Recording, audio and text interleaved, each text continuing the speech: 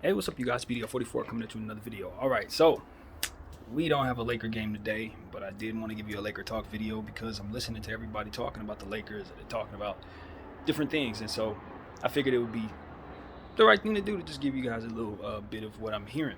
So, first of all, I'm hearing that LeBron James has a very serious injury in regards to his leg. From what I understand, he heard some type of a pop and a rip from what I understand in regards to this thing. So it doesn't sound like it was as simple as, oh, he's going to be out for a couple days.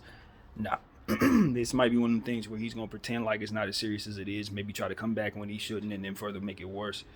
We might be looking at something that might have him out for a long time, maybe even for the whole season. So that's the worst case scenario. Obviously, that's not what's in front of us.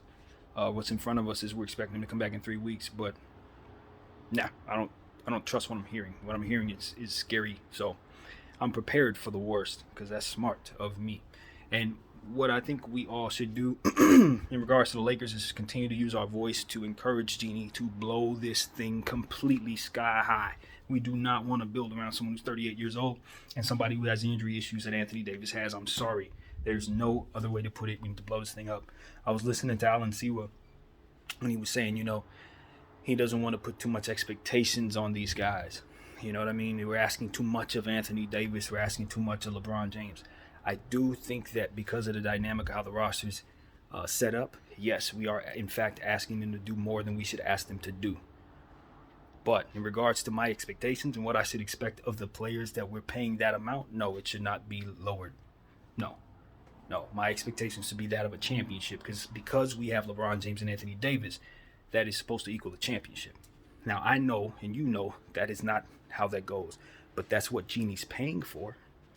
So because it's not what she's receiving, that by very definition means that she needs to revamp what she's doing so that she can get proper value for what it is she's doing or paying for. So that, my friends, is where I'm at with this.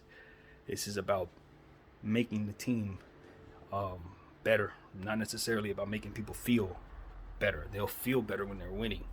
And I think that that's an environment that has to be created. It ain't something that you can just slap players together and think is going to happen. You can't put a rookie coach in a situation, give him a bunch of guys, and then tell him you got to go out and win a championship. It's not realistic, and I think that's essentially what the Lakers have done. So what I think the Lakers need to do is like I've always said, look at Rob Pelinka. Look at him long and hard, and you ask yourself, have we given him a real shot at building this team? And if we have, are we happy with the results? If we have not, are we happy with how things have gone with him anyway? Regardless of what role he's played, are we happy with his role? If the answer is yes, you have to tell me why. Honest to God, you have to point out where the good is, because right now I'm not seeing it. My whole argument about him was that these players that we had right now were about as good as he can get for the amount that we have. But now that we're seeing the result, I was wrong. And I have to admit that I was wrong. I don't believe that anymore. I think this is actually not very good pieces to put around us. And I come to find out it wasn't $100 we were using or $50 we were using, as my analogy said, but a specific agency, which changed the entire conversation. And all these guys come from Clutch. So it's not that we took the $50 and got the best versions of the players we can get. No, we took $50 and went to one store and said we're only going to buy from this damn store. So it's like, obviously you're not going to get the best of what you could have got for your money. And as I look at that, I say, is that Rob's fault? Probably not. Who needs to go? Well, if the player, LeBron James, is the guy who's put all of this together, which a lot of people allege, which the history is always alleged that he is about, then he is the problem. He just so happens to be the best player. Okay, but he's also the guy to put this together. Okay. So he has to be fired as GM, essentially. You got to fire LeBron James as GM.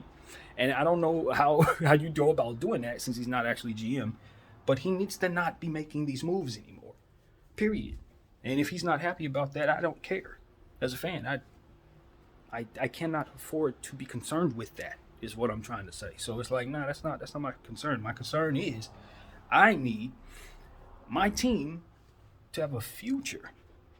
And the way I look at it is, if I'm saving this season, if I'm going to use my 2 picks and Russell Westbrook's contract to trade for something that's going to save my season, but further put me in a financial hole that'll make it so that my team isn't any good in future seasons, as to which these same expectations will be in place, then it's most important that I look at that and say, well, the adjustment doesn't have to be made for us to stay a bad team this season.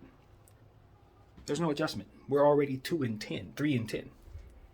So if you're looking at something and saying, how do I weigh the scale? Do I use future assets to save something that is already ruined, potentially? Or do I try to take what I have for my future, pour it into this situation to try to salvage it? Does it make sense mathematically to salvage it? And I think it does not. If you're asking me, with what we have, we can't fix this. If we had more, we could trade more and then have enough to fix this. But I don't think we have enough to get what we need to salvage the season. So if the risk doesn't even make sense mathematically on paper, if it don't even really make sense when you think about it, rather, then obviously it's something you should probably just look away from. You know what I mean? And so that's where we're at with this. If the Lakers would have made a sooner, quicker decision, like let's say we were 1-7 or whatever it was, if they would have made the decision to say, okay, whatever we're trying to do right now should have been done then, essentially what I'm saying. Whatever moves, if you couldn't make a move that got you that then it was too late by the time you get to now. Right? That's what I'm that's my argument.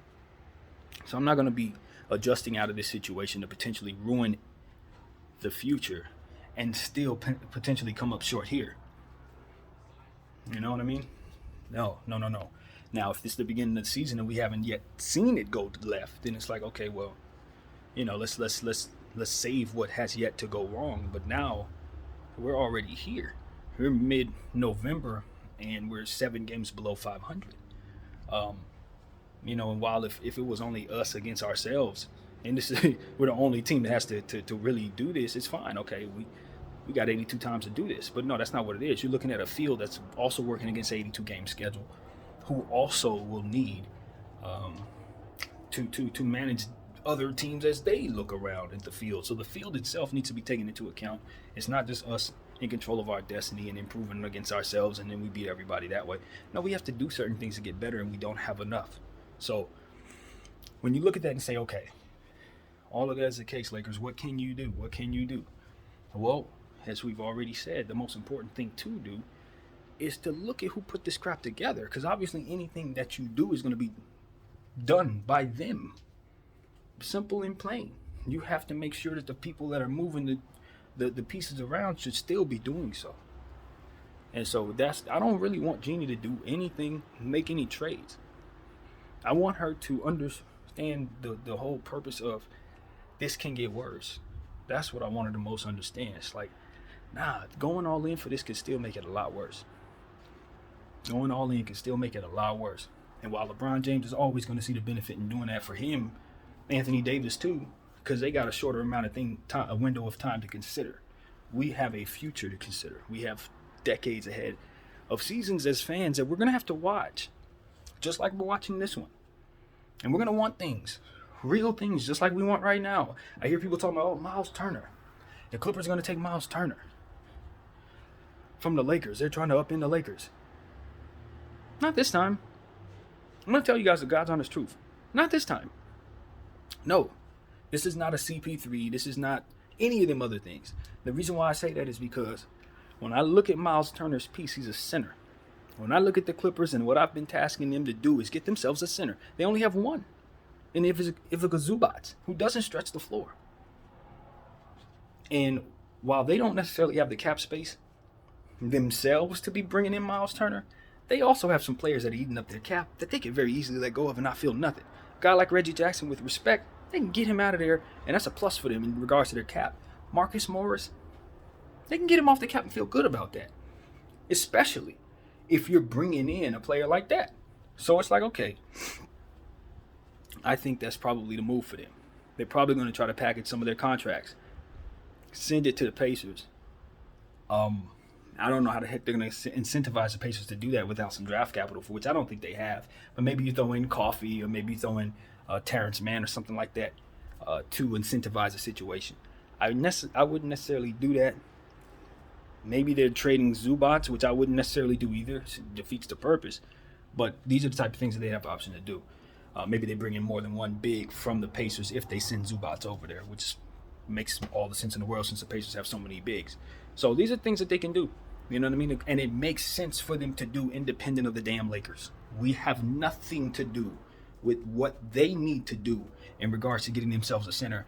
Miles Turner is a player we shouldn't want based on the fact that we're not going to want to pay him next season. And it's going to take 2 picks to get him right now. So if you're giving up those 2 picks in this situation, and then you're bringing him in, do you believe him to be an Iron Man like Westbrook? You think he's going to play the rest of the games all season long in every playoff game and then get you all the way to the finals and win? Or are we looking at a player in Miles Turner who's had some very serious injury issues as of late, and throughout his career? One that kept him out of probably about 35, 40 games last season, maybe even more.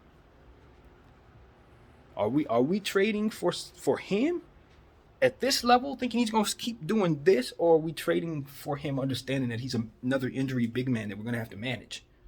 That he's going to get hurt in our uniform, and when he does, we're going to need him on the floor.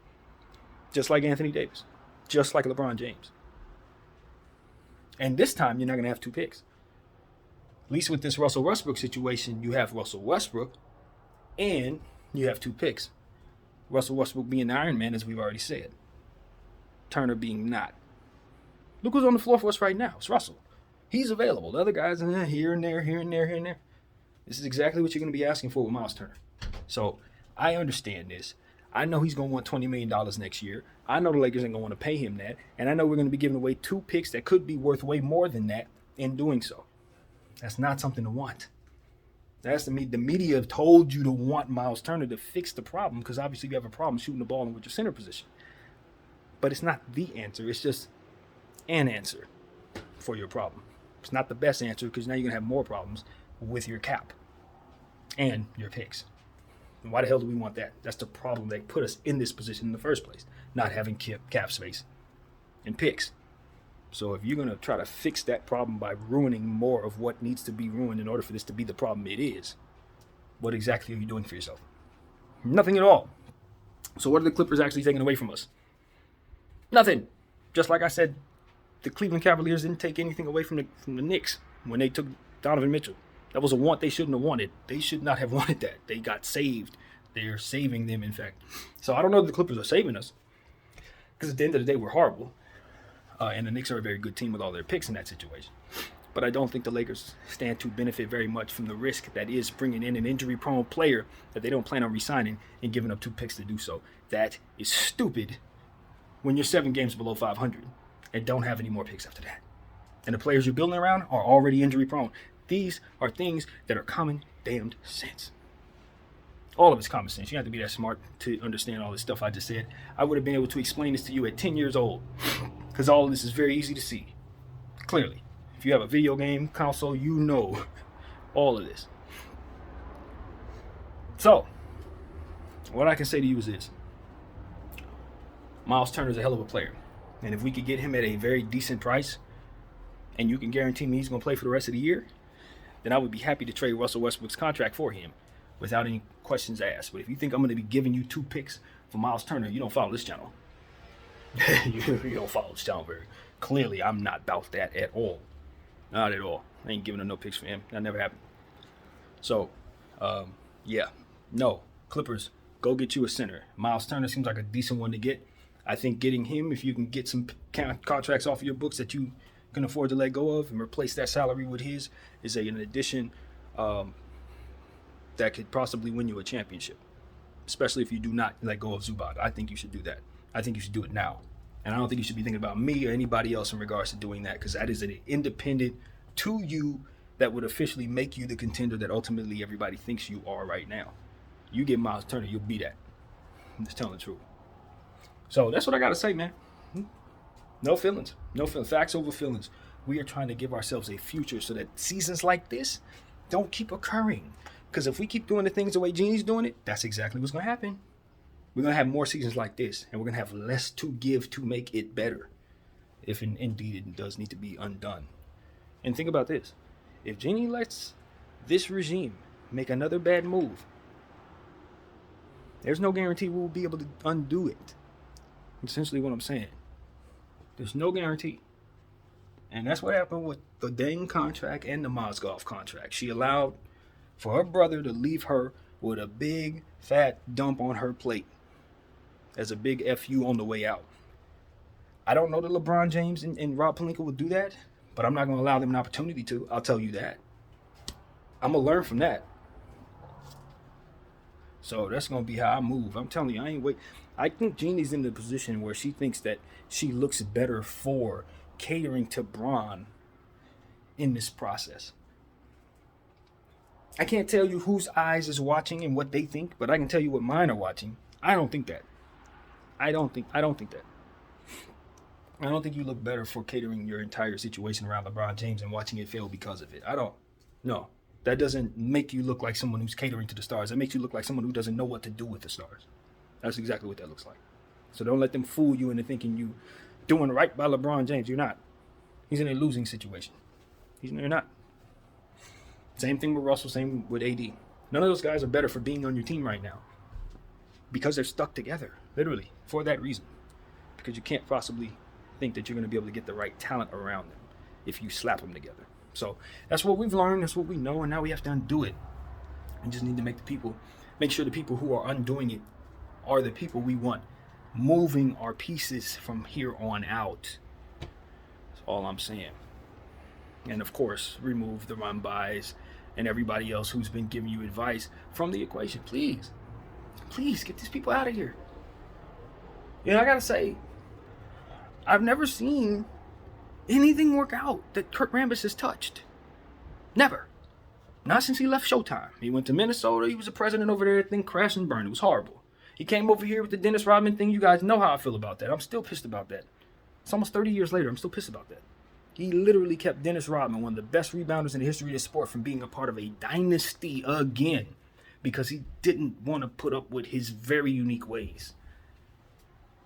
Dennis Rodman was 30 times the player you were in the way that you were. The style you were, he was better at that 100 times over. You should have been getting out of the way. You were an interim coach.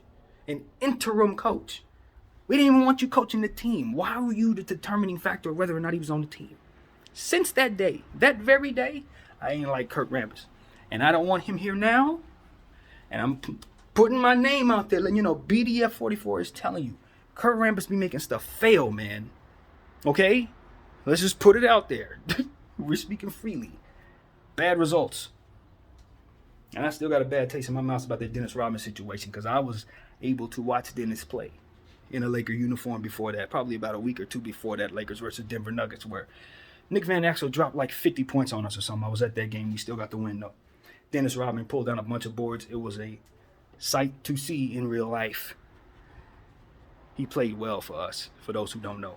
That's why I'm pissed about it. It wasn't like he wasn't the Dennis from Chicago. He was that for us, for a time. And then something happened where he was getting into it with Kurt Rambis. I don't know. I was too young to know what was going on. But I remember the starter broke the camel's back with something in regards to a shoe. Where Kurt Rambis told him to put on a shoe he didn't want to. And then Kurt Rambis sent him home. And then from there we waived him. And that was it. And then we ended up getting Phil Jackson the very next year. Because remember I said Kurt was your interim? And we got Phil right after that. And of course Phil would have made it work with Dennis because he already done it. This is why. I don't want Kurt Rambis anywhere near my franchise. Anywhere near it. And then after that, he proceeded to ruin the Timberwolves and all that other stuff that he did wrong. And now I'm hearing that he's basically the leader in charge and Jeannie's listening to him as the main ear, basically, because she's very, very close to his wife. I don't like that dynamic as a fan. I don't want to pay into that dynamic as a fan. I'm just telling you, I don't want to pay into that. No. The results don't tell me there's something to be believing in. They don't tell me something I need to be investing in. That ain't telling me something you need to be investing in, Genie. And it's okay to say that. It is. I'm not a bad fan for that. Kurt Rambis was the NBA champion for the Lakers. You know what I'm saying? He's a Showtime guy. I'm not a bad guy for saying that.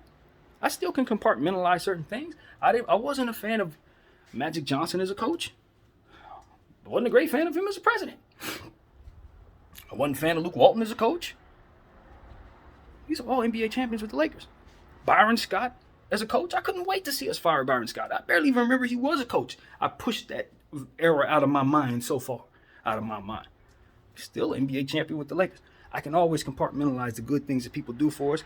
Talking to Bron right now, is if anybody can't tell, I can always compartmentalize what people do for us and say, you did some good things for us. Thank you for that. You did some bull crap. I ain't feeling that. It's all, you know what I'm saying? You can put it all in its proper place. It's absolutely possible to look at a person and see those things simultaneously. And so I do.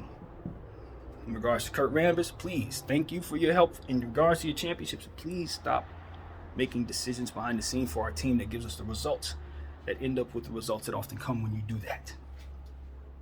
Please. Please. This is a fan that's sick of losing, bro. Sick of losing and sick of the notion that it's people who are helping Jeannie make bad decisions with her franchise. So if you're those people, I want you gone. I don't care who you are. You could be my brother. Gotta go. Straight up. Facts over feelings. Lakers over the name on the back of the jersey. Even if the name is Bus, it's got to be Lakers over all of it, y'all. It has to be. So that's what it is. Nobody bigger than the program. That's one of the favorite sayings people say out here in LA. Well, nobody bigger than the program. And right now, people are not putting the program first. It's the best way I know how to put it. And they are not. So I'm just like, I'm over it. I want us to take those steps. And as far as the Clippers, God bless y'all. I don't care nothing about your team. Y'all could turn your name into the Birmingham Burglars for all I care. You know what I'm saying? I am detached from anything in regards to the Clippers while we are not competitive. Do you understand what I'm saying to you? We got to be decent enough to be able to be competitive before I'm going to sit up here and throw rocks at my rivals and accuse them of trying to step on us and all that. Step on us in regards to something that we shouldn't even want? Yeah, no, I'm not preaching that. No. Clippers, go get you a center. You need to. If you don't, you're going to get beat, period. And that's coming from a Clipper hater. Go get you a center. You need one. That's it, man. That's all there is to it. And Lakers, don't do nothing. Just sit on the words that I've said here. Sit on them. Send them to Jeannie if you know her personally. She needs to be following BWF44. She needs to be seeing everything I've ever said about this team. If you ask me, I think I would help a lot. Kid you not. That's what I got to say, man. I love my squad, man. I'm not happy with how it's being run. I'm not happy about things that people want. You know what I'm saying? They're saying they want. Let's get us another player that's going to leave us further in a hole. Get me a guy that's only going to make us marginally better. Let's continue to build around these two old guys while the rest of the league continues to get younger and taller and longer and better at shooting. Stop this. Please. BL44. I thank you all for watching.